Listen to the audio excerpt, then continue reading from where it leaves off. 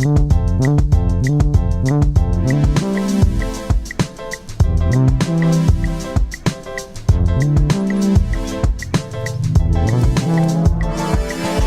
to the show, Ain't Gonna Hurt Nobody podcast, episode 8.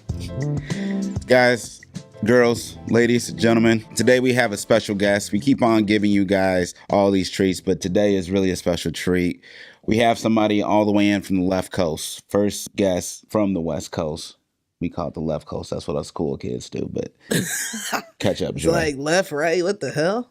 He's actually from the east coast, but lives on the west coast now. Good friend of mine, worked very closely together over the last 6 years. First work guest that we've ever brought onto the show. Ladies and gentlemen, Mr. Eddie Capobianco. You got it. He actually said my last name right. I'm happy to be here. Excited to chat with you guys. Every time I have a conversation with Coley off the mic, it's always interesting. So let's see what today brings. Cool. Eddie, before we get into it today, can you tell the people a little bit about yourself, who you are, and what you do? Yeah, so as Coley mentioned, my name is Eddie Capobianco, but my real name that most people don't know is actually Ettore, which is an Italian name. My father was born and raised in Italy, my mother in Managua, Nicaragua. And so as you can imagine, growing up with that name was very difficult as a kid. You got teased like you wouldn't believe. They called me Etor, Eeyore, R2 Etor. So it was a nightmare, man. But all in all, growing up with roots from family from Italy and from Managua, we grew up in a home that was completely a supportive family. We ate dinner at 5. They taught us love, trust, how to be loyal and respect. So that was my foundation. And my father, born in 1935, is now 83. Wow. Is still working full-time as a tailor. Wow. What a blessing. Yeah, I mean, and can you imagine as a kid, growing up and seeing your father work hard, but also the monogamy with my mother, and just that foundation is what, it formed me as an adult. And I bring that to how I work, to my relationships, my friendships, anything I do. So I'm very, very blessed and grateful for that, and we grew up in Brooklyn for about 10, 12 years, started in Catholic school, hated it, didn't understand it. We were sort of religious growing up, and then my mother's family lived in San Francisco, so we moved there for a couple of years. That's where I became a big San Francisco Giants fan because my crazy Nicaraguan aunts were shouting for Kevin Mitchell back in the day. Kevin Mitchell. So yeah, I'd go to Candlestick Park as a kid, and then spent a couple of years there, and then somehow, some way, my dad decided to open a tailor shop in Palm Springs, California.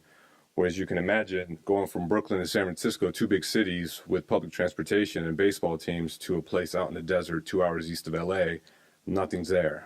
So for me, it was tough. So went to high school there, and then went to college in Los Angeles, attended USC, where I thought that I was going to be a doctor. Was pre-med, took the classes. I think to this day, man, like in high school, I got some really good grades and all the classes I took, and I don't remember anything of calculus or chemistry or any of that stuff that I took. But what it does teach you, and I think a lot of you know this, is discipline, like how to turn things on time. And people don't realize that. You think, well, I'm never going to use this, but it's discipline like that, and that transcends to what you do now. So I started as a medical major and then went into engineering. And that's when I knew that it wasn't for me, because when you're in a major and they're telling engineering jokes and you don't get those jokes, you're out. Like, I'm out of here. Yeah. That's not for me. And then I landed in music business, man. And that was for me something that I didn't realize existed at the time. So, and it happened actually not planned. I went to go see a counselor. I'm like, I'm not sure. I'm 2 years in, and I'm not too sure what I want to major in. And we talked and didn't really get anywhere. And as I was walking out, my book bag opened up and all my CDs fell out. And he's like, "Whoa, it's a lot of music. Are you into music?" I'm like, "Yeah, I love it." And he's like, "USC offers a music business program." And that was it. Took an intro class. I had to actually get into the music school, so I had to learn piano on my own, do a recital. Oh, wow. I would pay to see that video. Oh, it was, man, when you're motivated and you want to get in, you're passionate about something. I learned piano on my own, did a recital, and just got enough to get in. Did you have to wear a tuxedo for the recital? I think With the I tail behind the bench. I feel like I had a collared shirt and maybe some cargos on. West Coast. West Coast, man. But knocked that out, and then I started my music business career, and it went into starting as an internship at Interscope Records, and it kind of just grew from there. I was at Interscope for 2 years, and as an intern and in entertainment in general, people don't realize the struggle to work in it and how hard it is. Mm-hmm. Some think, especially this generation, that it's easy. You can just get a job and it's handed to you. But I'm not going to say all, but I definitely met some new millennials that are hard workers, and they do exist. That's for sure. But with my experience was intern for 2 years for free, taking a bus from college to West LA, and doing hours all day, and then going to school, and then having a full-time or a job from 5 to 2 a.m. to make money. So as you can imagine, that was my, I really wanted to be in the music business. So I interned for 2 years, sending out thousands of packages a day. I was lucky to get an internship at Interscope Records, which that was in the late 90s, early 2000s. And if you can kind of, think back to that time, that was when Eminem was coming up. Yeah, and like Interscope is. Yeah. Defiant ones, yeah. Yeah, Eminem was coming up. No Doubt was coming up. Yep. Jurassic 5, if you're into underground hip hop. Yeah. I mean, I knew them before Interscope, but they got signed. There was some Marilyn Manson. That was a whole different spectrum. Was it 9 Inch Nails? Were they a part of that? 9 Inch Nails Yeah. was coming up. Well, they were around too, but they were making that splash in the Limp Bizkit. Yo. Of all people. They were coming up, and so I was able to be kind of in that realm and see how records grew. And luckily, man, it actually turned into a job that I wasn't even trying to do. I was an intern, and they came to me and said, hey, here's a video camera. Go to this video shoot with No Doubt and just grab some B-roll. And I'm 20 years old, and I've never done that before, right? But, and at that age, you're kind of shy. You're like, all right, well, I'm dealing with these artists now. All right, screw it. Like, let's just go. And so went and did it and just got B-roll, interviewed Gwen, asked her a couple questions, and I brought it back to the team, and they're like, all right, now make a 2-minute clip out of it. And again, I didn't know how to use Adobe Premiere, but I feel like the younger generation now, like you give them anything, and this is, I think, how it was when I was younger. You just learned, you played with it, you learned it, right? And so you kind of have the basics of like Word and PowerPoint. That would all come together. So I learned Premiere in like a week, made a clip. They loved it, and then they put it on, and this is right when the digital boom was starting. Okay. So they put it on Yahoo and AOL. So now like these clips were like showing up on these places, and I'm a young kid, and I'm like, holy cow, this is like, I didn't realize how big of a deal it was. So I started sharing it with friends and older people that were in my life, and they were saying, this is the stuff you're doing, people are seeing around the world. And it was very, very cool, man. So I got to do that for about a year and a half. Then 9/11 happened. Budgets were cut. So that was sort of like the fun side of the businth. So Okay. they had to cut certain things. And that was needed, but not needed Enough, as it is now, yeah. right? So they cut me, and then I went into, it was so boring. I went into copyright law. And so you go from that to being in an office from 9 to 5. And the funny thing is, the office was next to an equestrian neighborhood, so you'd hear typing sounds, and then like a horse, and it was just, I was just so besides myself, man. And one day I was sitting there, I'm like, I'm not happy. LA, I'm kind of over it. I need to figure something out. I went into the intranet of the company of Universal and found a job in San Francisco in marketing. And mind you, I've never done marketing in my life. So, but actually, you had been doing marketing all yeah, that time. and I guess, because I didn't really study it in college, you really didn't, marketing, the real principle is really just word of mouth, right? And common sense. I mean, if you really want to get down to the simplicity of it, it's common sense, word of mouth, and giving a recommendation. And if you can master word of mouth with the brand, whatever you're doing, that is the Like if Cole, you told me, hey, you need to try this spot, it's great Absolutely. food, and I know you, I trust you, I'm going to try it. First person referral is the biggest marketing tool that anybody wants because it's viral. Before we, thought about videos being viral, like first person recommendations, really people recommending, that was the desired effect you would get. You would love a product so much, you would love a service so much that you would not only get it again yourself, you would tell your friends to do it and they would tell a friend. And that's the ultimate, man. So if I had a brand, that's what I would hope would come from it. And so I didn't know I knew marketing, but not the real principles. So they flew me up there, took a shot. They're like, we just got to tell you, we already got somebody in mind, but we like that you worked at Interscope. Let's chat. Went up there, did my thing. And I remember saying to him, they're like, what makes you different from other candidates? And I just, in interviews, I'm usually or always really honest. And if I don't know something, I'll say I don't know it. I'll figure it out if you give me time, like the Adobe Premiere. It's never like I'm going to, I think the worst you can do is say what they want to hear. Just be yourself and be honest. And so what I told them is like, listen, I've never worked in marketing, but I have common sense. And I think common sense has steered me right throughout my life. And I also think the mixture of being in Catholic school and then going to public school, because public school is a different game. Yeah. Like you learned how to scrap. You learned what your stuff was getting stolen like. You learned being with different types of backgrounds. And to me, that I'm so happy my parents did that, because I was in this bubble of with kids that they didn't realize what real things were from hate to mention it, but families' cars being repoed because your dad's a gambler because they came from it seems like a lot of kids that go to private school have money.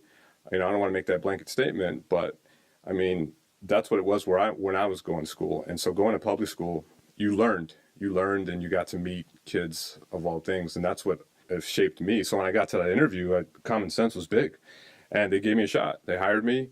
And so I started living in San Francisco, and I got to tell you, man, blessed to be in your 20s. Living in San Francisco, I was only making $27,000 a year, though. Man, how many roommates did you have? I actually roomed with my sister and her boyfriend, and that is a bad recipe. I never recommend that.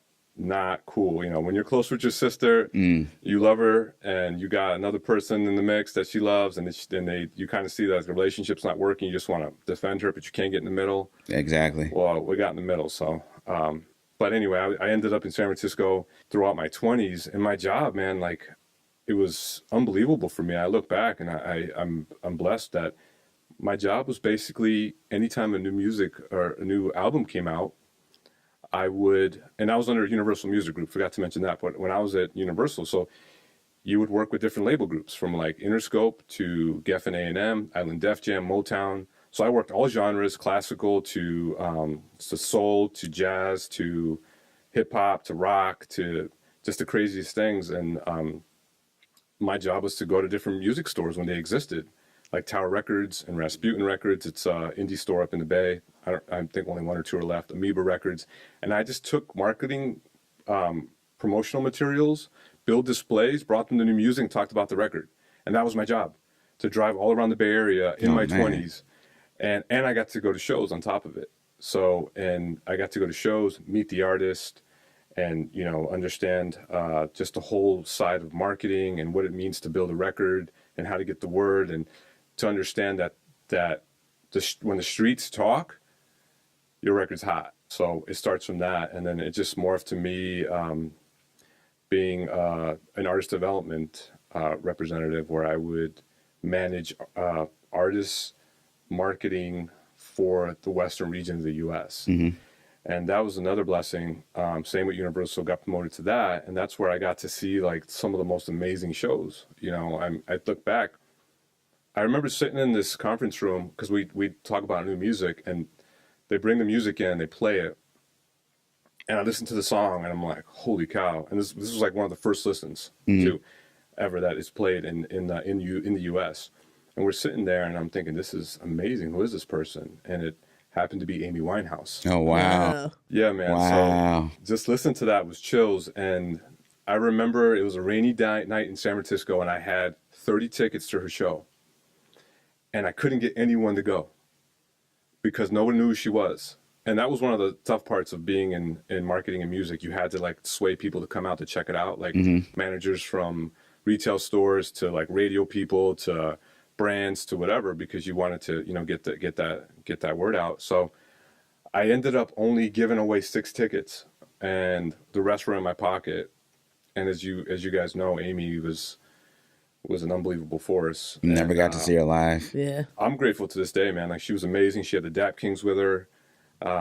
She did, you know, all of her hits, and it was a memorable show. So there was shows like that. I got to see Elvis Costello, which wasn't a fan of, but He's like a legend.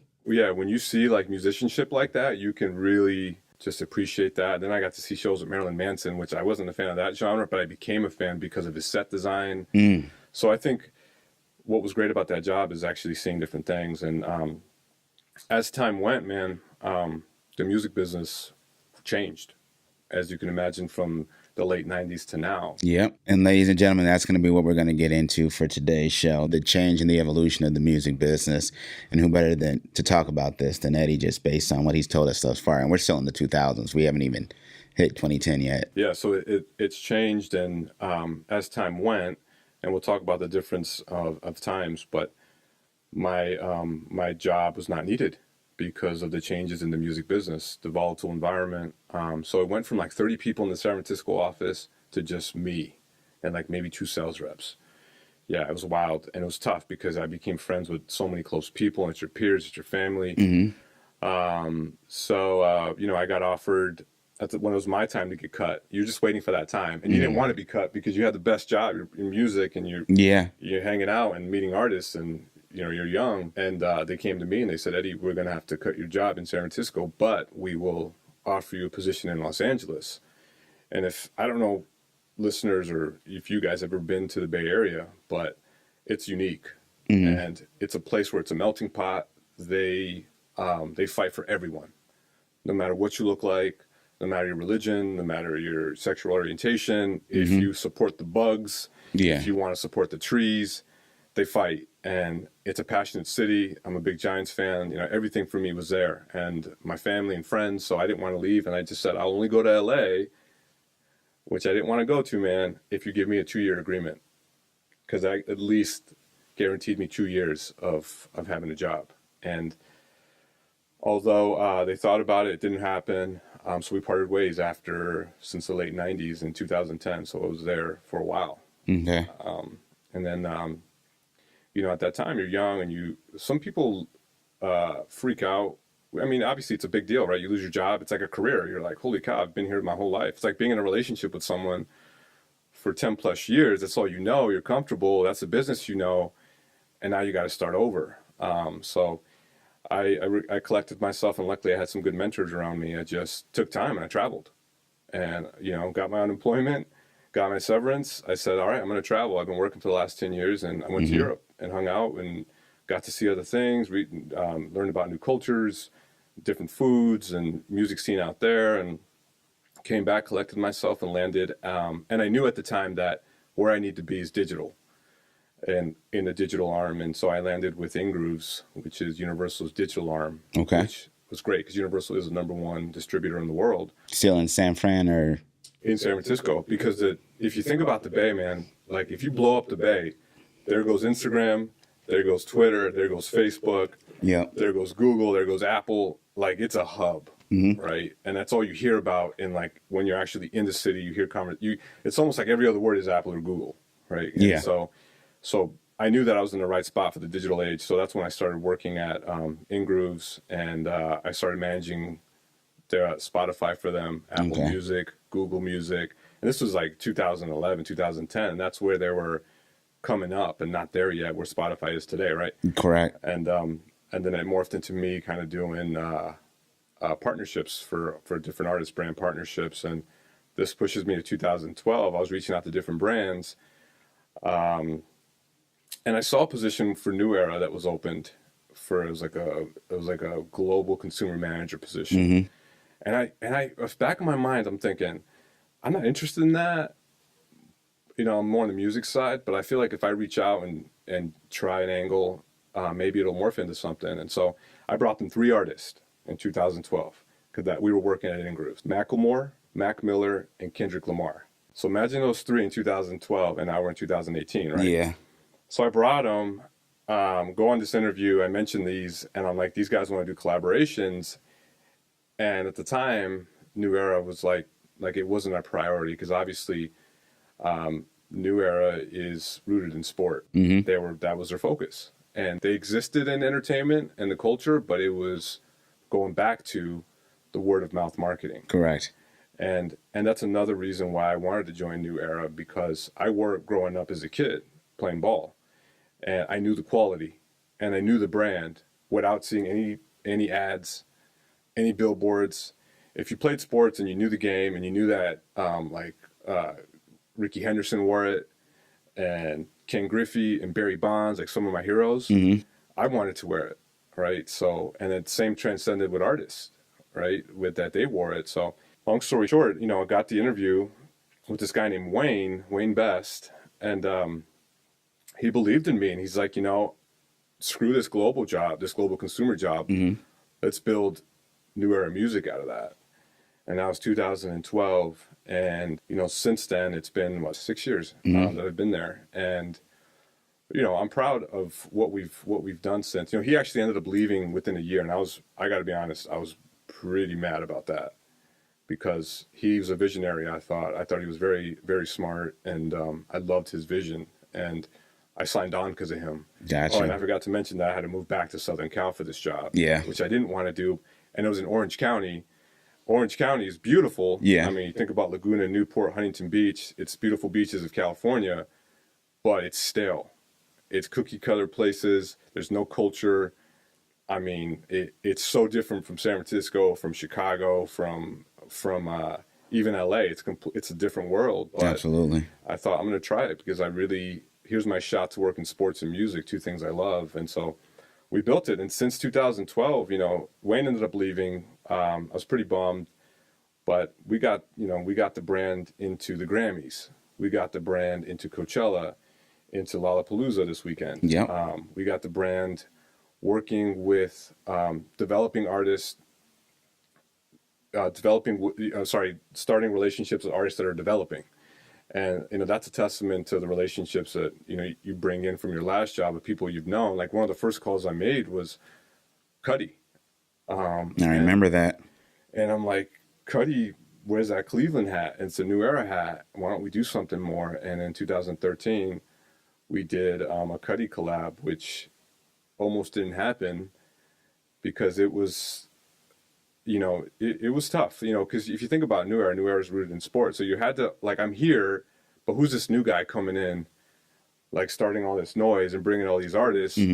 But back east, where the home office is, they weren't too aware. And so they were a little I don't want to say worried, just they didn't really understand.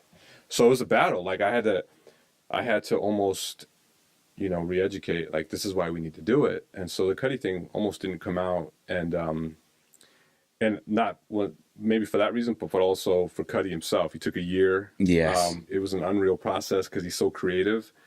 And, at one point I'm like, we gotta keep going, because if we keep changing it up, it's not going to come out. And he's just a perfectionist. I mean, at one point I could tell you that we were in the studio and he's like, I need some Play-Doh and Play-Doh, whatever. And me and my designer at the time, Donovan, who's still with us, we look at each other and we're like, all right, let's go get some clay.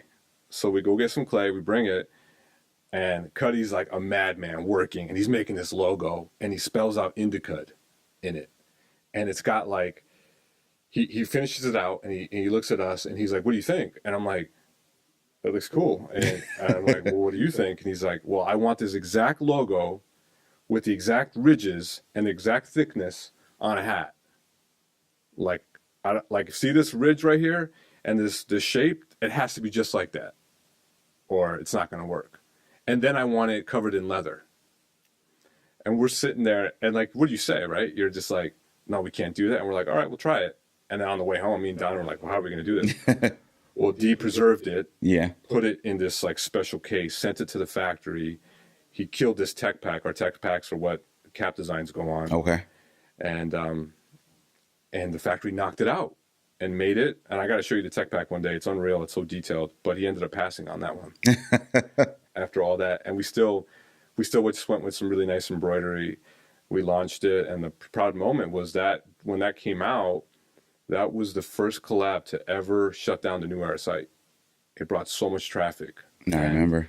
From then on, man, like our team was like forced to be reckoned with. You know, we're like, all right, they brought some heat, and then we morphed into like building relationships with The Weeknd very early, before he blew up to where he is. You know, we did XO hats for him, and it turned into him selling 5,000 on his first tour, on his first fall tour, and it was almost like being from the music side. You know, merch is great, but to sell 5,000 hats on a tour, that's a lot. That's a lot.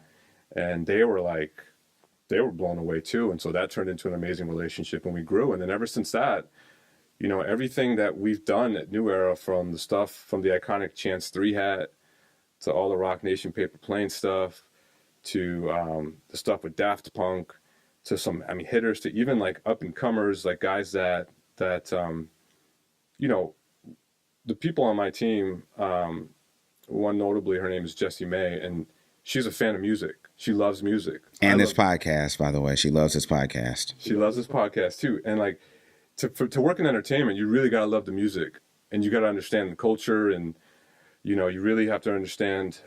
You can't just be like a fan from the outside and be into like the top singles you hear or whatever the top streaming song is. Like you really got to know some of your stuff. And so like to find these guys and work with them early on and building, and it's not because you want to do it because you want to obviously, you know, get New Era or work with them. It's more, I did it because I'm a genuine fan. Mm-hmm. Like I love these guys and I want to support them.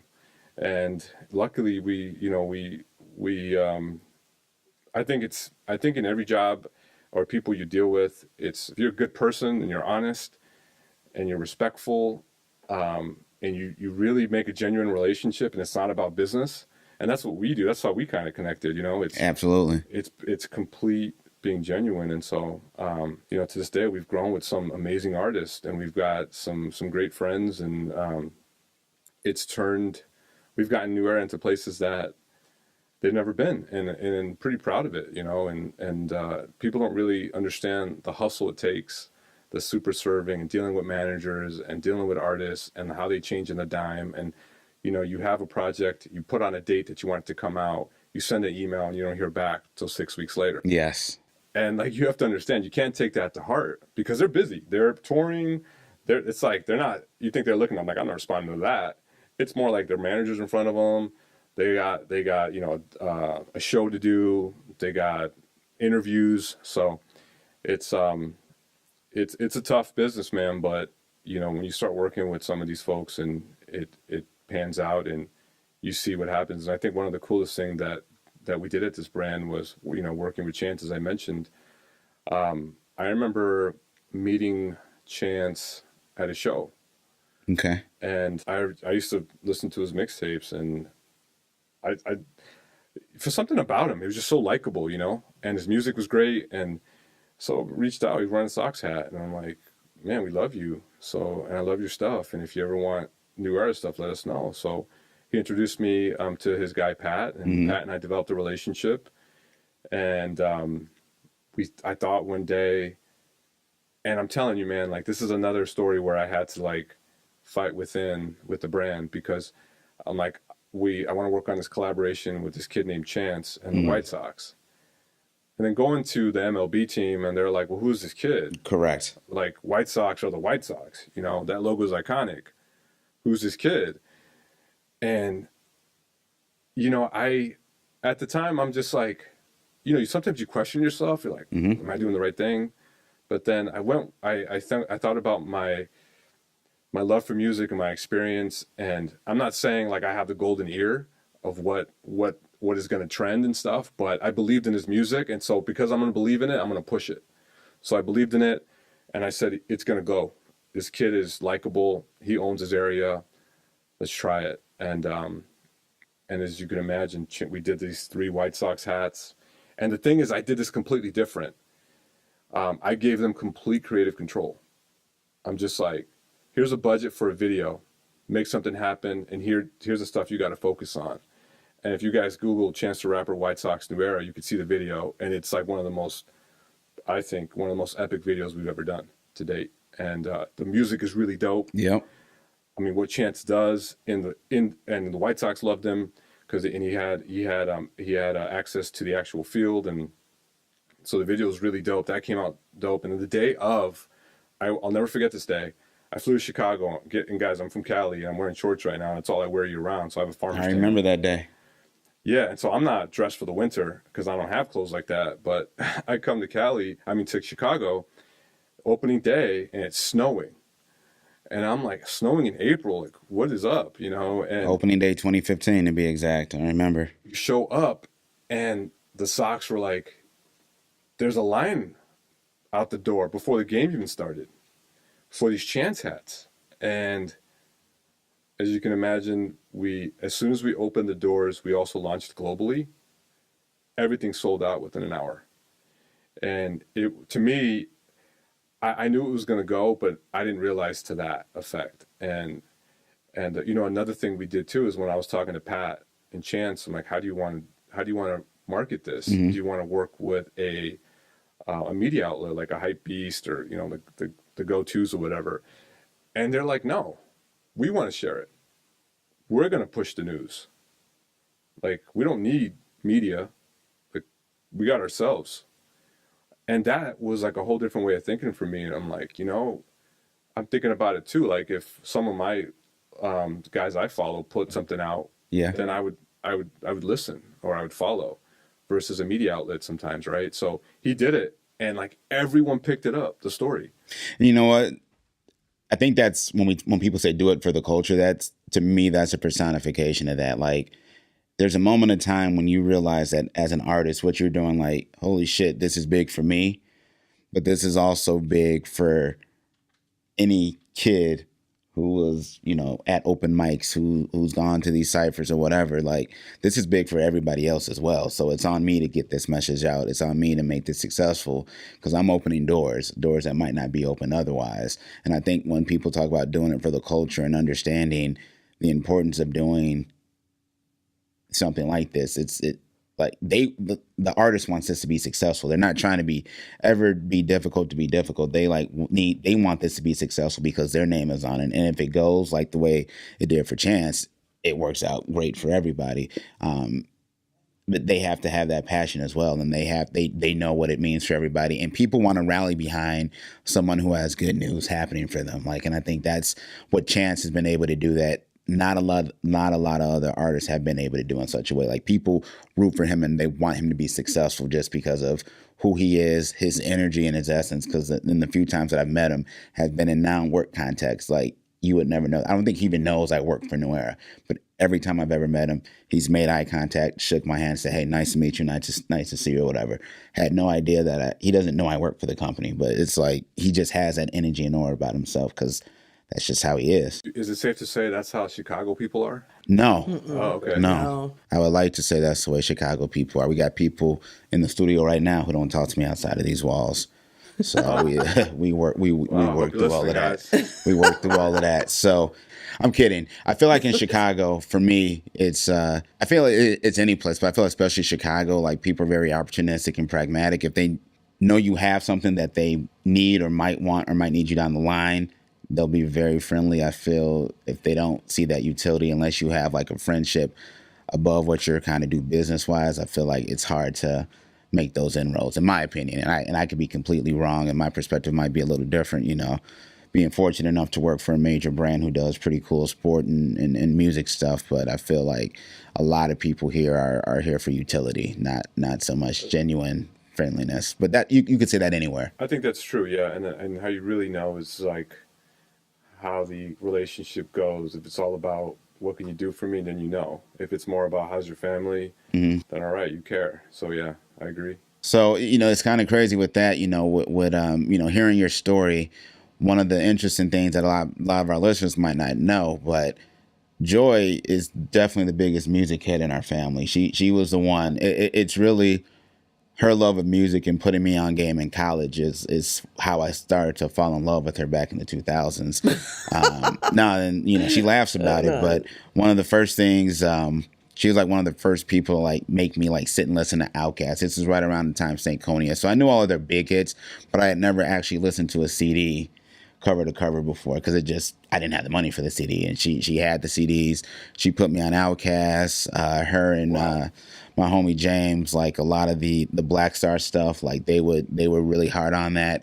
And in Milwaukee, there's a concert venue still going, still thriving, called The Rave. It's basically anywhere from a 2,000 to 5,000 person venue. And when we were in college, they used to have free shows, and I'm using air quotes, but you just had to buy 2 drinks. So it was basically $10. And then that show, The Lyricist Lounge, I don't know if you guys remember that on MTV. Yeah. Oh, of course. They had a tour, and the big headliner was Mos Def because he was part of that. Yeah. So Joy, myself, James, and maybe 6 or 7 other people from Marquette, we all went to that show. We would get to the show. If doors open at 8, we would get there at 5 because it was first come, first serve, standing room only. And we would always be front row center. And she was like Joy was like the person. I like to say she was a ride or die. I was kind of like her ride or die because she was riding with or without me. Yeah. And she was going to those shows. So Lyricist Lounge. And then we went to, and I remember the date, March 17th, 2001. There was the Stank Love Tour. So the opening act was Ludacris, and this is right when this Word of Mouth was coming out. So Throw Them Bows, all those songs were just coming out. And Outkast, again, Stankonia was just dropping. Bombs Over Baghdad had already been out as a single, and Miss Jackson was just starting to break. It hadn't even broken to pop TRL status. It was just starting to break, and that show was $35.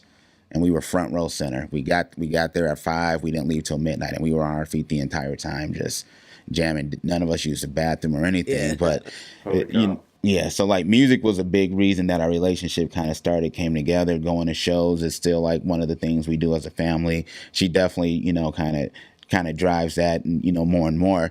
And we were talking the other day, Eddie, especially with you, like having your job, coming from the music industry and having to be so ingrained in the music industry. It's just not the same. Like discovering new artists, like is not the same anymore. We pretty much wait till somebody's either charting or they've done some type of stunt on social media or there's a challenge or a dance that's out. Like we just don't discover artists like we used to. And I feel like 05, 06 was kind of that change. But can you kind of take us through like your just take on the shift in the music biz over however long? Yeah, I mean, if you think about music now, and I'm 39, I'll be 40 soon, and if you're around my age, and you think about the changes in music, it started as vinyl, from 45s to 72s, made out of shellac. Shellac is like this really hard form that if you drop it, it would shatter. So think of a record like that. Then it morphed into 8-track. Mm-hmm. And then into cassette tapes, and then into CDs. And I'm stopping there for a minute because if you're a music head, you know that the shellac, the 45s, and the vinyl, like that was the most natural sound, and that was the best sounding.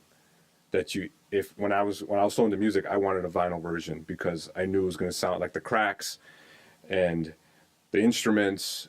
Like you heard that stuff. So as you started morphing into different formats, you would lose quality.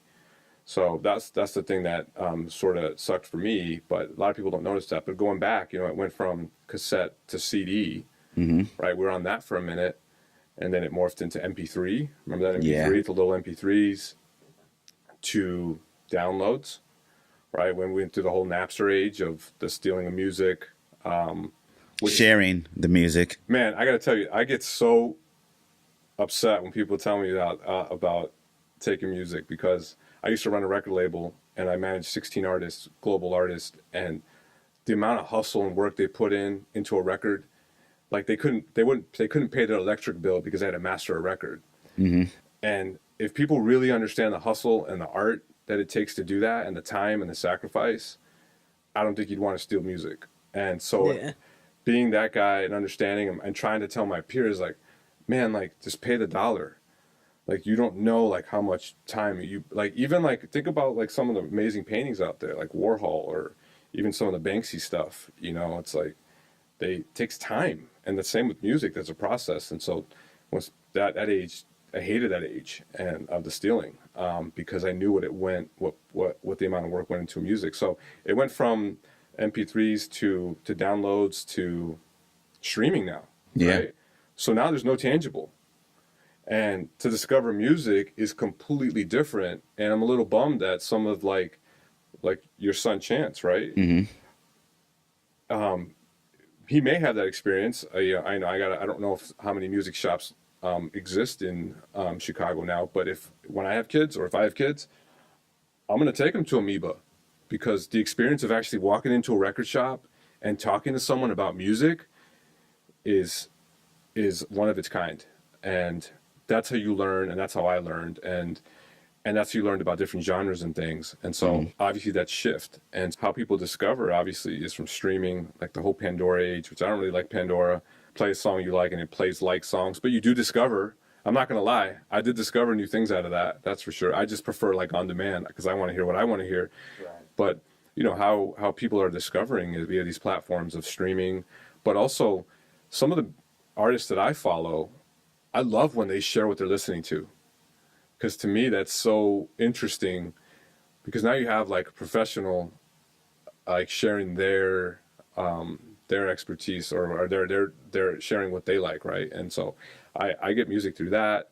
I actually Shazam a lot, believe it or not. I Shazammed yesterday at the Lala pop-up shop. Yeah. And there was an artist named Nao, N-A-O, or Nio, I don't know how you say it, but holy cow, I don't know how I slept on that. Not familiar. All right, I gotta share it, yeah. And to be honest, that's that for me organically, that's how I discover. I Shazam a lot. And what's cool, Spotify and Apple Music turns all that to a playlist. So I just have, 60, 70 songs that I've just discovered, whether like I'm in a store and I hear something, or I might be in a foot action and all of a sudden this song comes across the screen. I'm like, oh, that's not bad. Want to ask you something though, just going back to the Napster and to the Napster age. For me, I think Napster kind of hit its peak while I was an undergrad, so 2004, just to give a time of reference. And I remember I was always paranoid that someone was going to get me, but I also remember discovering a ton of music I would have not discovered otherwise. And just being in college, you didn't have the money to fully buy CDs, so the CDs that I wanted, like, I still bought. So College Dropout, Kanye, like that came out with an 03, I believe. Like definitely still bought that. Black Album, we all bought that, because I still like that physical experience of the liner notes. But there's just a lot of music and a lot of artists that I discovered that I would not have otherwise because of that. 100% on point, man. And think about it now. Like Chance, for example, he gave away his music. Correct. And I don't know if you remember this, but Radiohead one time said, pay whatever you want to pay for our music. Yeah. Like they said, if you want to pay a quarter, pay a quarter. If you want to pay $1, pay $1. If you don't want to pay, don't pay. Like that was interesting. And you had fans that actually paid. Absolutely. So I agree with you on the point that music that is free and accessible will generate a sale. Mm-hmm. Because I actually did analytics when I was in music, working for InGrooves, when I would work with artists, and they would say, I don't want to be on Spotify. If you guys don't know this, artists, depending on your contract or your level, you get 0.0002 or 3 of a cent for a stream, which means you have to stream millions of times to really see anything, like a couple $100. Yeah. That might have changed now, depending on the deals and how things have morphed. I've been out of that, but when I was there, artists were like, I'm holding out. I'm not giving Spotify my things, like Taylor Swift did it, right? Yeah. Apple at the time, it wasn't Apple Music, because it's $1. It was iTunes, yeah, 99 cents. Yeah. You got a track, yeah. They're gonna get $1, right? And they get maybe like 30 cents out of that dollar versus like a couple cents. Mm-hmm. But I remember doing analytics, man. I got lucky at the point that I was in the thick of that, and it did not cannibalize sales. It actually helped sales. Correct. So streaming helps sales. I mean, it sounds gnarly, but you think about it, and like you just mentioned, you heard it, you liked it, you emotionally connected with this artist, now you want to support, where it leads to buying a tangible of the album or getting a digital copy, which leads into other forms of how artists get money, right? Where it goes into merch and other things that, And I think that for me, that's where it is. I mean, once I get the album, hear the music, and, I'm able to listen to it. At the time, it was all about burning CDs, so you couldn't get enough blank CDs because you were always going through them, just trying to make playlists or whatever, just trying to get whatever you want. And I think, with the music festivals and just different shows, when an artist would come to town, I was definitely more apt to go see them. I think Grizzly Bear is one of the artists that I would have never thought to even mess with them or do anything, and then boom. Like, because of who, Joy? No. Oh, okay. Oh no, because I know about Grizzly Bear already. Yeah. Well, that's the thing. But for me, I was late to the party. I was late because I was late to the party on a lot of that stuff because it's some things, you don't think you listen to stuff you don't think nobody else is listening to. Yeah. So it's something that she was on, would have never thought twice about to even ask has she ever heard of this. But it's one of those things like all of a sudden you go into a music fest or they're coming to town and the tickets are only like $40. You're more apt to go support them in that way. So you're actually putting more money, or I think it's more money, into their kitty than buying the album. But definitely, from I'll call it 01 to 06, I would say 80% of my music was definitely either Napstered or from a torrent site. I forgot the other torrent site I used to use. So. Well, I would say something about like just the Napster thing, because I was more on like Eddie's side with the Napster. My brother was like hardcore, like getting music, but I mean, the main thing I think that people who are making money off of stuff like that, they misconstrue it, because a lot of times people were like, well, they're rich already, so I'm poor, I need the music. But really the struggling or up and coming artists, those are the ones who are suffering. Those are the ones who like can't get their music out. And then like if you think about like Napster, the main reason how we use it was to find like secret like remixes, or like that's what made Napster cool. I didn't have to like fully like take it. I just wanted to hear like a remix or another track that I had never heard that I already knew, because we were like in Best Buy. I have to say, like, my music history comes from my dad, because he had like crates and crates and crates of just like vinyl, just records. And then like when we were kids, like that would be our treat. Like we're going to Best Buy, like we would get CDs. Just looking at them. Like the main thing I miss, two things I miss about music now compared to then is like, one, people don't listen to albums all the way through, and then people don't create albums that you can listen all the way through that are like quality all the way through. Like that just stopped. And then two, I like the liner, like the books that used to, like you could see the artwork, you could like read the lyric, because I like the lyrics. I'm like a lyricist, so I like reading the lyrics. Like now you got to Google the lyric and know the exact track to like find the right, like what it was about and things. Like I feel like a little bit of that creativeness is gone, but there's still some groups that use it in a different, like they're still creative. Like that's why I like Arcade Fire, because like people do different stuff. It's just like I just want the level of creativity to like stay and not just be about like, oh, I got 1 million streams, or because that's how it feels, or oh, I got 1,000 likes on a video, but you're not really creative. You're just appealing to a specific audience. So I agree. Yeah, I think because that's an extension of them, Mm-hmm. and it gets you closer to them and to understand them and to be you're a fan already, but now they're sharing, that goes to merch. When artists do merch, it's an extension of them, and the real ones, the good ones, like the Chances or the Weekends or the Daft Punks, or like even like the up and comers, like we started with Tyler the Creator, like those guys, or even some new guys we've been on like Duckworth, and like they care. Yeah. They care about the fabric, they care about what it looks like, they care about the logo execution. And I think those are the successful ones that really, really care and put their time into it. So I'm with it. Like I agree. I think that's a lost art. And when they do that, it's like an extra thing. And the problem for most is, the money it costs to put it out. If you're an independent, it's very expensive.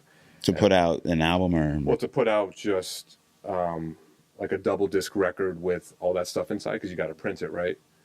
But you can do a limited launch. Like a lot of people are doing that now. Like they're like they'll launch the digital album, and then like a couple months later, there's a vinyl version.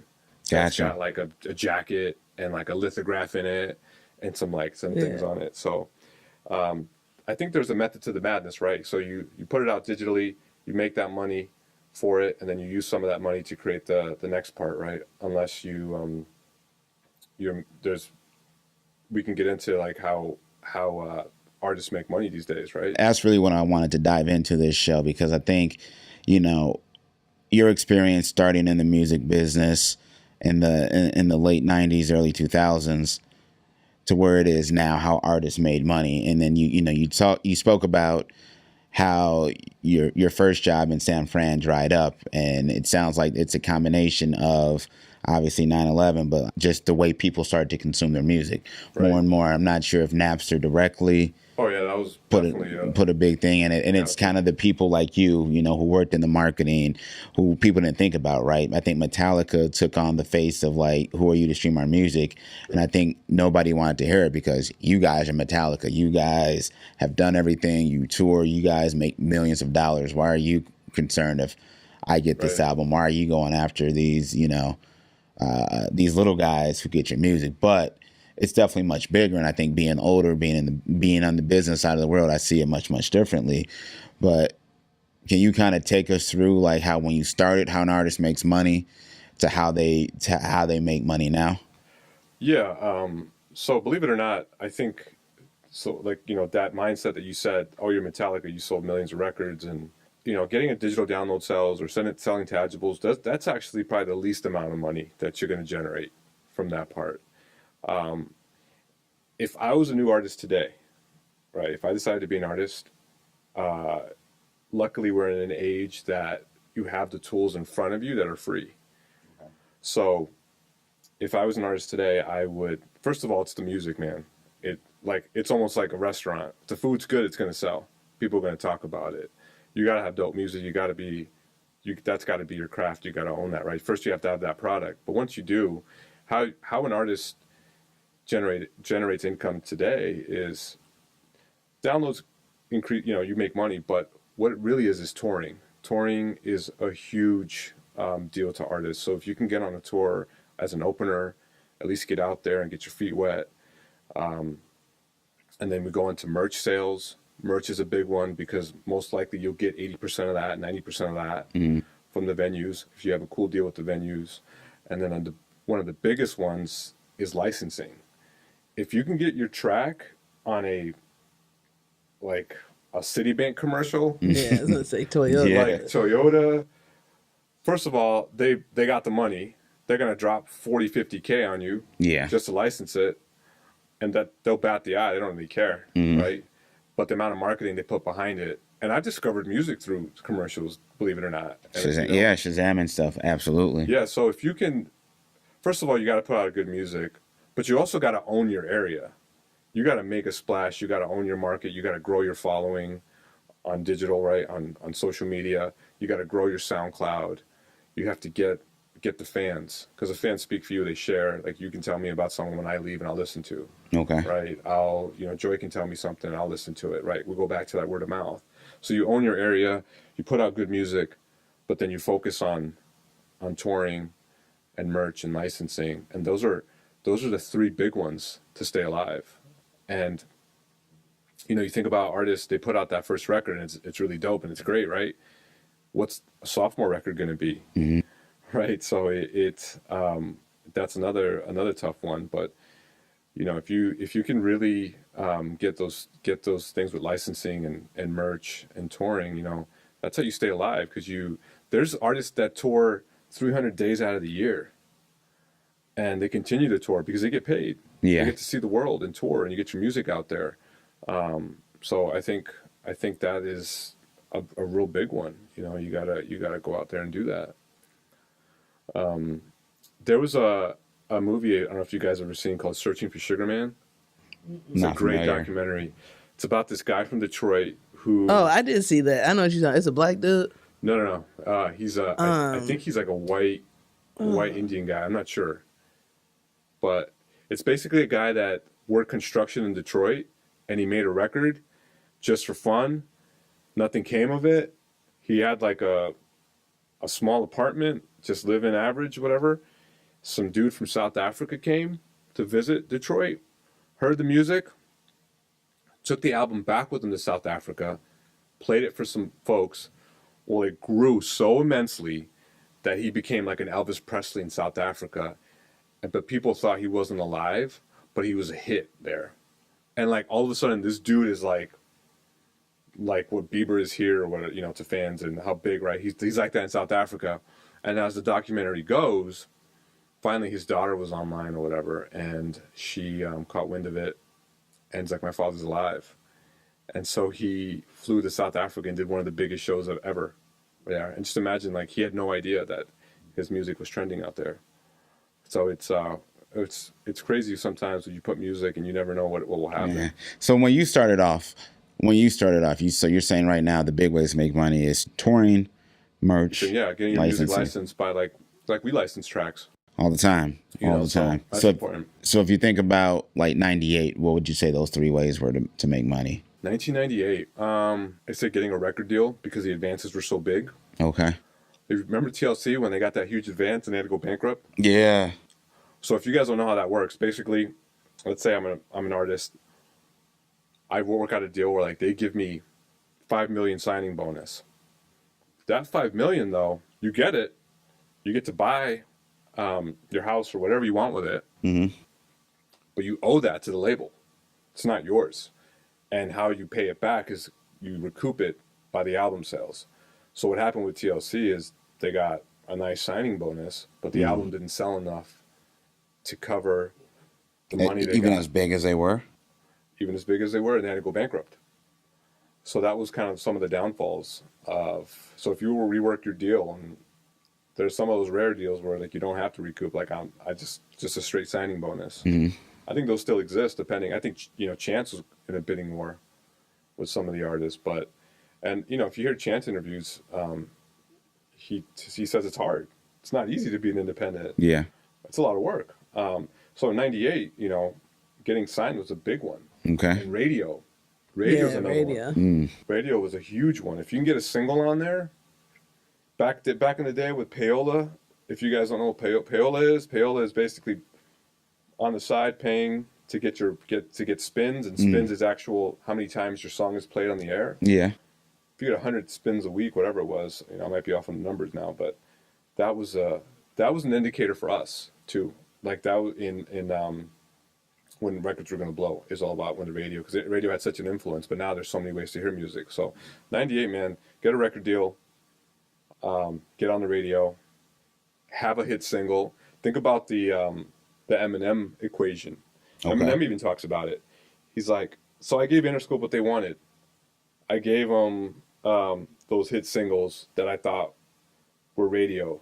He made radio hits because he knew that was what was going to catch the ears and eyes of people, was that one song, and hopefully they would like the rest. Mm-hmm. So that was that was big and radio. If you think of it now, it's almost the same idea, right? You want that hit that's streaming or on SoundCloud to hope to suck you in to become a fan and listen to the rest. And that happens. It's the power of that. But radio and signing big deals in '98. Because you always wanted at least 2 radio hits, right? On a record back then. Obviously, you won't want more, but at least 2 on an album. And then what about music videos? Was that as important to you guys? I know it's a tool to market the artists and or the music, but like 106 and Park, TRL. Oh, yeah. Going back earlier, like those shows were always huge. Again, you want to, if you're an artist in the '90s, and even now, but you want to get onto those shows that the youth is following, you know. But you also have to know, like, the youth today, I don't know if you want to call them individualists, but they like to be the ones that say, and, you know, it exists back in the '90s too, like, oh, I found this because I found it on my own. Like, nobody told me. TRL didn't tell me what to listen to, or, you know, BET or any of that stuff. But yeah, videos are a great tool back then and now. You know, I think they're a lot of money, but that is another, you know, source of income as well. Like YouTube views, you get into the thousands to the millions, you get a check, and you get paid digitally that way. And a lot of the times it's because a company like Toyota will want their ad next to your video to start out with. I hear you. You get paid for that. So definitely back in the late '90s, TRL was one of those shows. But I mean, to get a real to feel like you've made it, you got signed by one of the big 5 at the time. There was like Sony, Warner Brothers, Universal. I can't think Capitol Records. I can't think of the other 2, but Sony, Warner, Universal were like the three, the powerhouse. Gotcha. Because if you like think about videos too, I mean, back in the day, people used to like premiere their video. That would be Yeah. like a time. That would be like a show stopping like huge deal. Because not only would you be on TRL, but maybe somebody would be premiering like the video for the first time, and that's like a big deal. Because I mean, well, MJ's not 98, but I mean, I just think back to Michael Jackson, like when his videos premiered, that would be like an hour-long special. Like when Black that and White everybody, came out. I yeah, remember the everybody time. was literally watching. Thriller. All that. So Smooth Criminal, videos, they were a big deal. I feel like with YouTube, it's like somebody can make a super cool video completely by themselves and not spend as much money and get those views. Well, you hit it. So now the difference is now like you don't have to spend as much, right? Like you think of all those YouTube stars, they're just kids. True. Like think about what kids do now. They watch other kids play with toys, Yeah. and it's like, huh? Yeah. Like millions of views Trust for me. that, Yeah. and you're getting paid, That's what our 3-year-old does. He literally watches other kids play with toys that he owns. right? And I think the thing is like you want to learn new things from it, right? Like when you like the Face Clan kids or like the video game. Oh my goodness, that's a whole nother episode we got to It do is, on so- gaming. We got to learn more about gaming and what it is now. Same Then idea. we'll do an episode. Just Yeah. watching people play games. You know? Yeah. So I think.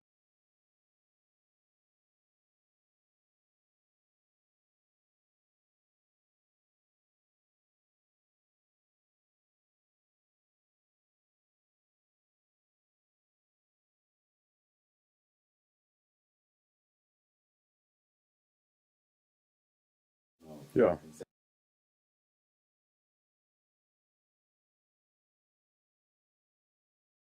A couple of days, yeah.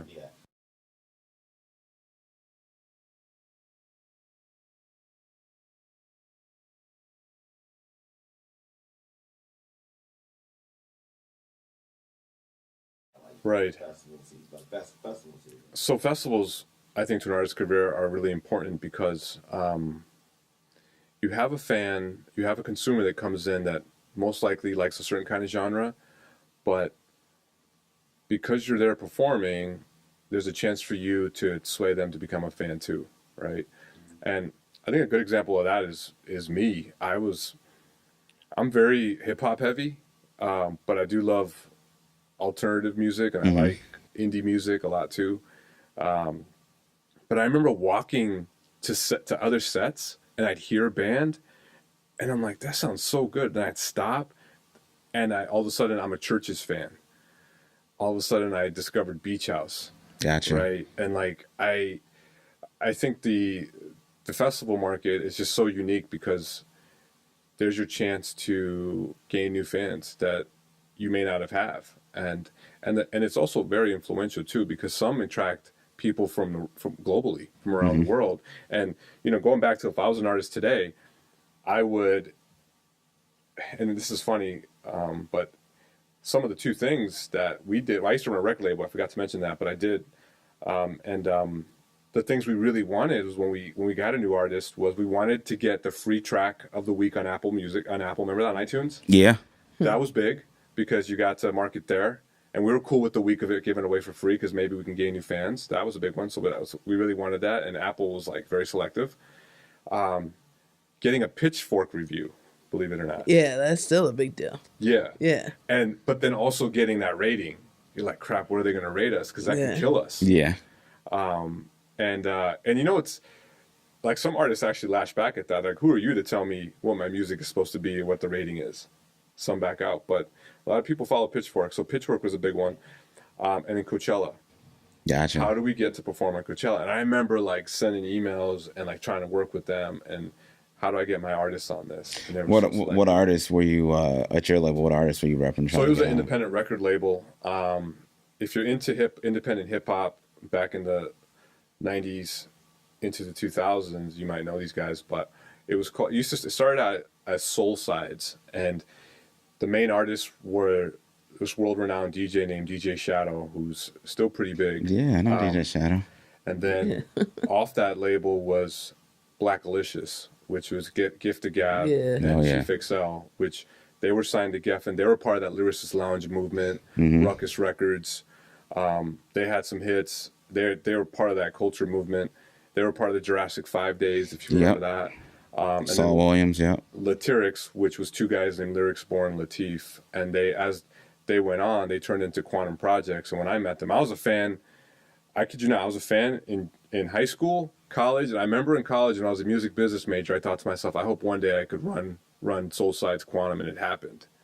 So like I could die at any time now, man, because I got to do what I wanted. But I ran Quantum for a couple of years, and it was those guys, and I learned so much from those guys. And I remember Black Alicious.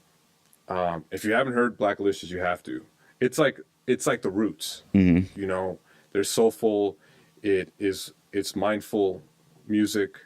It's time in what they've put in their production. I mean, they were signed to Geffen for a little bit, but they're amazing. And you know, I remember that when I was running that record label, Xavier, aka Chief Excel, who was actually one of my mentors too, he signed all these artists, and from like Australia and Brazil and France. And I remember when we'd work those records, he'd be like, Eddie, we need to get these guys onto Coachella. We need to get a Pitchfork review. We need to do these. And it was really hard, man. Because Coachella is, you know, back to that festival, is probably the most influential festival in the world. Yeah. Absolutely. It's people with money at Coachella, too. It's people who can. Yeah, I read something like the average income's $100,000. Yeah. Absolutely. But that started in '98, and it was like 2 days. Mm-hmm. And now it's 2018.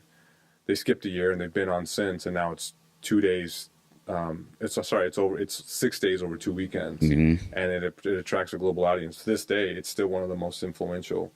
And if you can get there and you can perform, it trickles down to other festivals. It almost feels like festivals will look at their lineup and then try to mirror it, because they're all kind of the same now, if you notice. But except the headliner though. So how much of a bag did Beyonce get to do Coachella? And that's crazy. You know what I'm saying? Like it's that side of it. It's, you know, I remember one of the first projects you and I worked on is it was right around the time that Outkast was coming back for their 20 year, and I remember they were headlining Coachella, Right. La, Austin, like pretty much at any major festival they were headlining that. And they hadn't done anything in almost 10 years together since Idlewild, and they haven't done anything since musically together. Right. But they came out to do music festivals. They didn't have their own tour, just music festivals. And I think I read in an article, I think it was Rolling Stone, saying like the bag that you get for doing one festival, you know, a 2-hour set, you know, $1 million to $2 million. You know, Paul McCartney, same thing. Like he tours still. He's definitely active still, but like he's headlining Lala. I think he's going to be a headliner at Austin City Limits, but he's probably getting $1-2 million. You think about these festivals, though, how much money they generate, like, from wristband sales to like, what are they, like anywhere from 300 to 2,000, depending on the class you get, to parking, to food, to merchandise, to there's so many other variables, and then the energy it brings to cities, hotels, Absolutely. flights, Ubers, cabs. I mean, it's unreal. So that money is there, and you know, and I think Beyonce, it might have been their record year, because that was it, and it's also turning into like artists making, like they're not just doing a 2-hour set, they're doing a 2-hour experience. Absolutely, and that's what Beyonce did. I think everybody at least saw part of that video, if not all of it. I gotta say, man, like I'm not the biggest B fan. I Joy. I respect her and what she does, no doubt. She's amazing for sure. Just the music is not something that I can relate to, but I kid you not, man. I sat there and I had to watch, right? It's Beyonce. I'm there. Why not, right? So I sat there, watched, and I was in awe the whole time. And like everyone's like, "How was it?" And I'm like, "Man, the only way I can describe it is like watching an angel perform." I'm not kidding, because from the live music to the set design to the choreography to her sounding, it was unbelievable. And for somebody to do all that, and do you guys ever listen to Chance's college speech? I did. Yeah. He talked about that. Yeah. Yeah, he said like the best performance ever to this date, and then he talked about the B. It used to be Michael to him, then it went to B. Yeah. But it was, though, like hands down one of the best things I've ever seen. Man. So Eddie, you've dropped a lot of jewels on us today. I think we've had a pretty just probably one of the more educational shows I think we've done in terms of just knowledge and things we had dropped on us. I wish we had more time to get into even more stuff, but I think for this show, can you've done dozens, hundreds of festivals, thousands of concerts, thousands of shows. What would be your favorite? Make it easy. What would be your favorite music festival performance you've been to, and your best concert you've ever been to? And we'll all answer that same one. Best festival performance was at Coachella, and it was Rage Against the Machine. Do you know what year? I feel like it was 10 years ago, and it was unreal. Because they were out for a while. They split up and they got back, and it was just the energy and the politicalness they bring, and how they're different types of walks of life, and just the amount of fans of all different types of people. It was like a unity event, and it was absolutely blown away. My most favorite show that I saw, man, that's a really tough one, because I saw some real amazing shows, but I guess I'd have to go back to Amy Winehouse, because the way she sounded, and the Dap Kings and the live music, like that all plays. But I have to give a mention to Jamie Cullum. Yeah, I love Jamie Cullum. Left field, a jazz artist. I'm telling you, man, like, I don't care what type of music you like, you got to check out Jamie Cullum, because you will become a fan. To watch somebody play the piano while singing, while running around and playing the drums and an instrument and still sounding amazing is unreal. And this guy is a pure musician. So those are two. How about you guys? Well, I would like to kind of change the question. I would say my favorite festival experience would be when I saw Arcade Fire at Lollapalooza. They're awesome to me. That was awesome. But it's hard to be like your favorite show, because they kind of like lump together. I would probably say the person that is still on my bucket list to see would be Fiona Apple. Like that's like probably would be my favorite show, because she's been my favorite artist my whole life. So if I could say, it's not like there's tons of shows that were like super good. Like LCD Sound System was really good. And I saw them at Pitchfork. It's like hard to be like, oh, my favorite of all time. Let's break it down by genre, because I can say Lana Del Rey. I loved her. She seems good. Yeah, she seems good. Or like I saw Disclosure and I love concerts. They were good. So it's hard for me to be like. It's easier for me to be like the worst concert experience because I like concerts so much than like my best, because there's so many. Sure. What about you, Colby? I would say favorite music festival experience was the Gorillaz, Austin City Limits. I mean, they rarely tour, a lot of new music lately, but rarely tour. So seeing them just last year at Austin City Limits was amazing. Arcade Fire was dope last year. And the crazy thing is I only know like 2 of their songs, but like I didn't want it to be over. Like that's how you know somebody's doing something legit. So, but definitely I'm going to go with the Gorillaz. For that one. Favorite show overall, and maybe because it's the emotional connection, I think that's the first time I looked at Joy. I was like, I think I like this girl. But that's Think Love Show. I mean, just to have that was awesome. like, and I don't think like Ludacris like in his prime, and like people don't. I mean, they joke about him now just doing Fast and Furious, but like Ludacris in his prime, he had that whole Disturbing the Peace crew there. He just absolutely murdered that show. The cadence he had. Yeah, he was like, he still had that fire, because he was like really new. And then Outkast had those background dances. Then Outkast, just their whole show. Atlanta was killing it. Yeah, it was so they good. Pretty much performed all of Stankonia, a good part of ATLians. Quemini. So, I mean, they put on a good 2.5 hours. So, and that was like not much in the way of set design. It was just performance. Because again, like people can't imagine it, Outkast in a little 5,000 person standing only venue, but that's what it was, and it was pretty dope.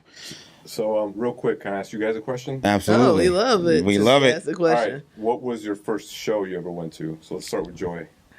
My first show was the Jam for Peace in Milwaukee, Wisconsin. It was a collab. It's like, what is that? You guys have it here in Chicago too, where it's like all the new artists. But at that time, it was like Mary J. Blige. I think she was the headliner, but it was like, 702 might have been on it, Subway. It was like all the people who had hits currently on the radio but weren't really huge stars after the fact. Like, I feel like who else could have been there? The ones that knocking the In boots. Vogue? No, In Vogue H-Town. wasn't there. H-Town, like it was like those type of people that had like little hits at that time, but now they're like have kind of fallen off, but they have hits on the radio. So I feel like every city has that like It's like big almost, jam. right? Thing. Like a summer jam. Summer jam, yeah. It was like the Milwaukee, but we call it Jam for Peace in Milwaukee. So that was my What about you? It was the New Edition Home Again tour. So those that saw the movie, it's like the tour where they finally came back together. So they broke up. BBD was formed out of that breakup. So they had all their hits. So they had their run in the 90s. Johnny Gill had his solo run. Ralph had his solo run. And Bobby had his epic solo run. But they all had kind of hit this plateau. So they came back together for this tour. So it was something like that. So it's supposed to be, because people forget how big Michael Bivins was, because he discovered ABC. Boyz II Men, ABC, BBD, the East Coast Family, but he also had 702. So they were supposed to be 702. He was like a Jermaine Dupri, Correct. Yeah. He had mogul status then. Yeah. So it was 702 was supposed to be the opener, Blackstreet, then I believe Keith Sweat, then New Edition. And it sounds dumb. At 14, I didn't know what it meant to be drunk, but they said Bobby was too drunk, and so he was running late. So the show started 2 hours late. 702 never performed. Blackstreet did like 8 songs or whatever. Queen Pen came out, because this is right when No Diggity had came out, so that was a big deal. I don't think we got Keith Sweat either. And then New Edition came, and it was a New Year's show, and I'm 14, and they're supposed to count in New Year's.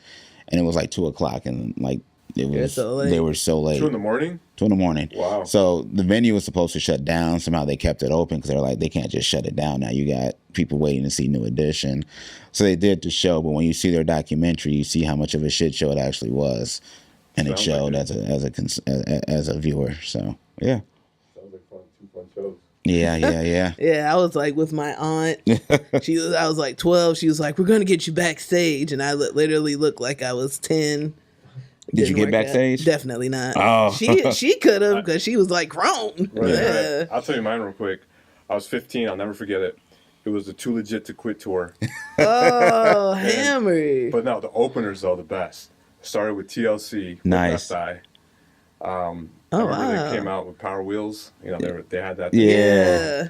And then Boyz II Men. Oh wow. Oh, that's good. With MC Hammer. Yeah, I'll never forget that as a kid, man. Just to see that at 15, and that's at the time where I'm like, man, I want to work in music, like, or one day, or I want to be part of music, but I never really thought about it till later on. So it's interesting you hear some of the people what their first shows are, because it tells you a lot about them too, Yeah. Yeah, but Hammer, dude used to put on the shows. My dad was like, I love him. Like, my dad had like a video of dude, like his like video, his like movie. I'm like, he really like Hammer used to be. He put on a show. Yeah.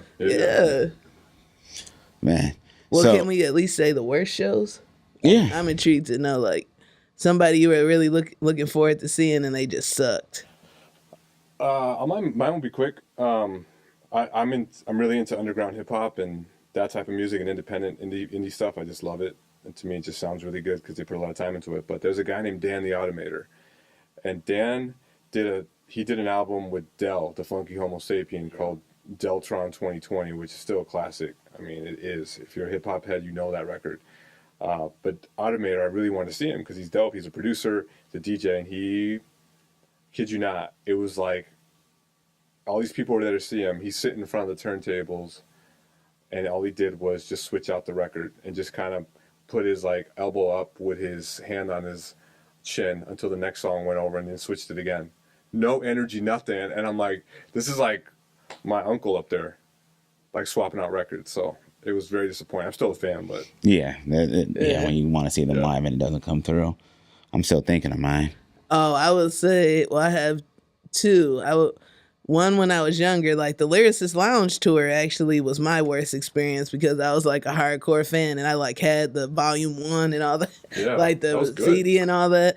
And then I remember I was at the stage and I was like in front because a lot of times girls weren't weren't like hardcore hip hop. They were either like there for the dudes but they really didn't know like the words like hardcore. That's how I knew the words. And I remember dude was like, anybody here want a special treat or something, dude said. And then dude just started pouring water on me like from the stage, like the Lyricist Lounge rappers. And I was just like, dude, I'm like a real fan and you just pouring water on my head. What was it?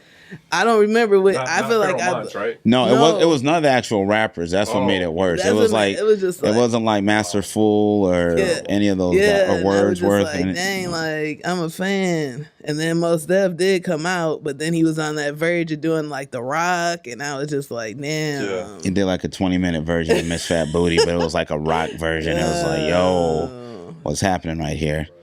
I think along those same lines, I would say up there. I don't know if it was actually the artist or just the actual crowd experience. I would say we went to it was Snoop Dogg. It wasn't I forgot what show it was. It was like Snoop was the opening. Snoop was the closer.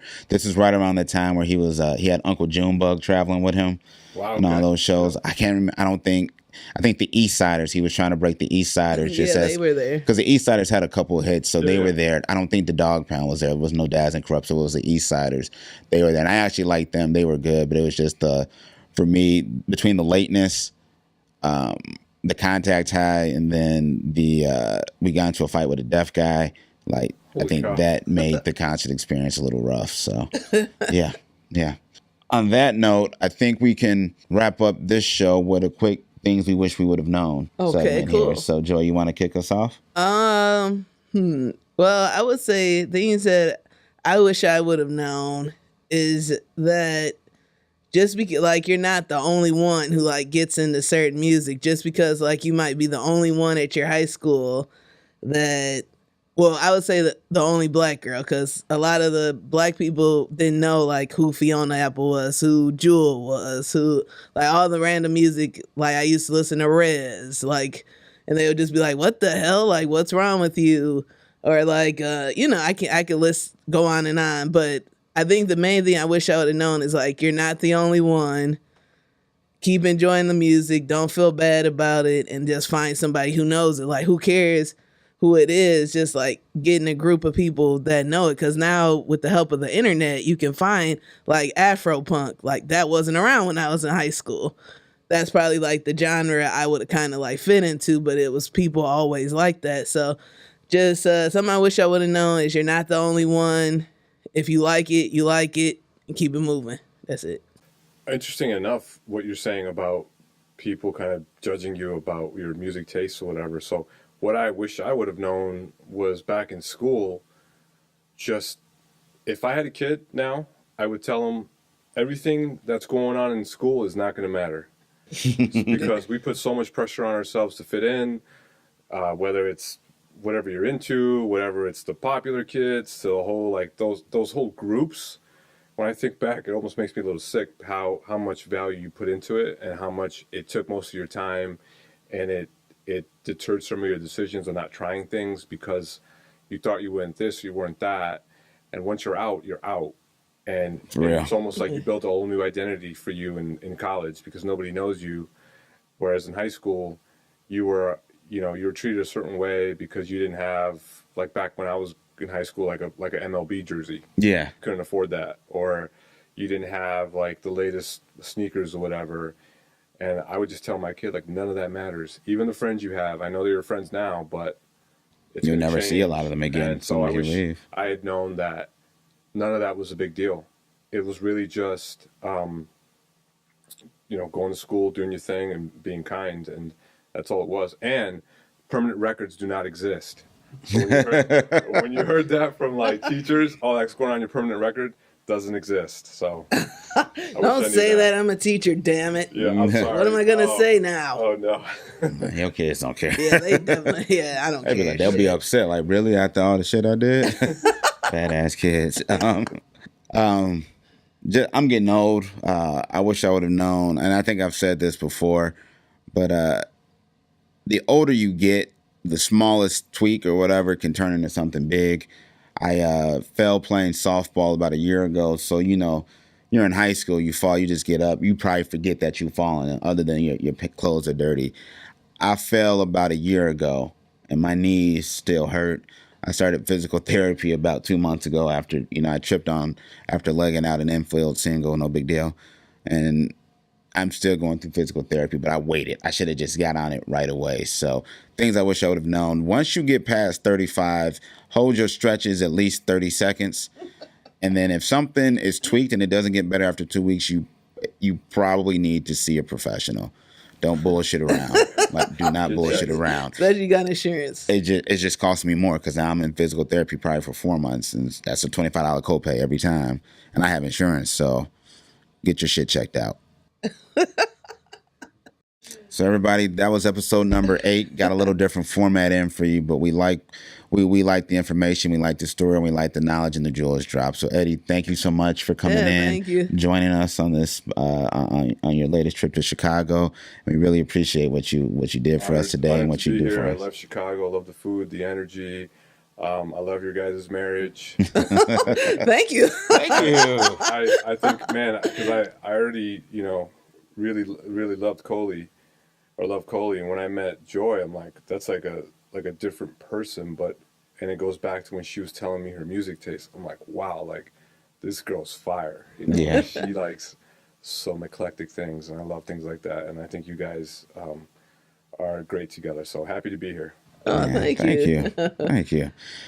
On that note, you end on a high note. This is the Ain't Gonna Hurt Nobody podcast. Peace.